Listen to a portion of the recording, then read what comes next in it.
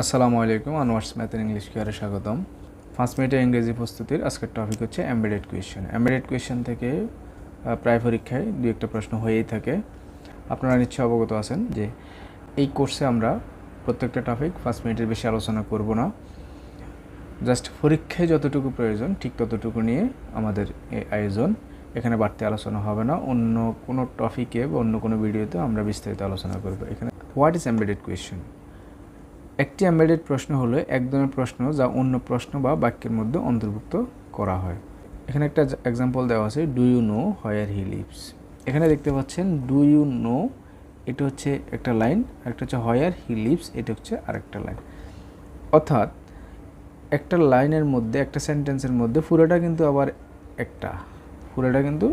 একটা সেন্টেন্স, অর্থাৎ একটা সেন্টেন্সের ভিতরে আরেকটা সেন্টেন্স ঢুকে থাকবে, ওটা সম্প্রসারণ করা হবে। এমবেডেড মানে হচ্ছে সম্প্রসারণ।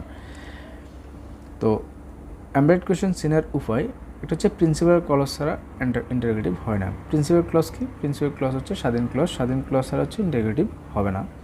2, এমবেডেড কোয়েশ্চেনে কিন্তু কমপ্লেক্স সেন্টেন্স হয়। এমবেডেড কোয়েশ্চেন সবসময় কোন সেন্টেন্সের হয়? কমপ্লেক্স সেন্টেন্সের হয়। কমপ্লেক্স সেন্টেন্স কোনগুলো? কমপ্লেক্স সেন্টেন্স হচ্ছে দুইটা সেন্টেন্সকে হু, হুইচ, হোয়েন, হোয়ার অর্থাৎ ডাব্লিউএস কোয়েশ্চন বা দ্যাট এগুলো দ্বারা জোড়া লাগানো থাকে, এটাই হচ্ছে এমবেডেড কোয়েশ্চেন। তাহলে আমরা বলতে পারি এমবেডেড কোয়েশ্চেন কমপ্লেক্স সেন্টেন্স ছাড়া হয় না। যেমন এখানে একটা তুলনা দেওয়া আছে, হোয়াট ইজ ইউর নেম, এটা হচ্ছে একটা নর্মাল কোয়েশ্চেন। আর do you know where he lives, এটা হচ্ছে এমবেডেড কোয়েশ্চেন। অর্থাৎ একটা প্রশ্নের মধ্যে, একটা লাইনের মধ্যে আরেকটা লাইন ঢুকে থাকবে, সম্প্রসারণ করা হবে।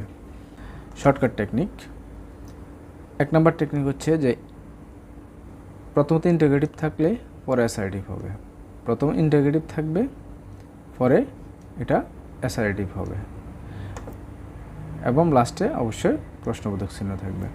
যেমন ডু ইউ নো, এটা একটা interrogative sentence. When she was founded, দেখেন এটা আবার অ্যাসার্টিভ সেন্টেন্স, অর্থাৎ সাবজেক্ট ভার্ব দ্বারা শুরু হলো। 2 নম্বরে দেখেন সাবজেক্ট প্লাস ভার্ব, অর্থাৎ সাবজেক্ট প্লাস ভার্ব দ্বারা শুরু হবে, মাঝখানে একটা ডাব্লিউএস ওয়ার্ড থাকবে, তারপর আবার সাবজেক্ট ভার্ব দ্বারা শুরু হবে। এই দুইটা রুলসের বাইরে এমবেডেড কোয়েশ্চেন আসে নাই। এবার আমরা প্র্যাকটিস করব। যেমন দেখেন I would like to know, এখানে দেখতে হচ্ছে সাবজেক্ট দ্বারা শুরু, ভার্ব আছে, অর্থাৎ 2 নম্বর টেকনিকের মধ্যে পড়ে সাবজেক্ট প্লাস ভার্ব।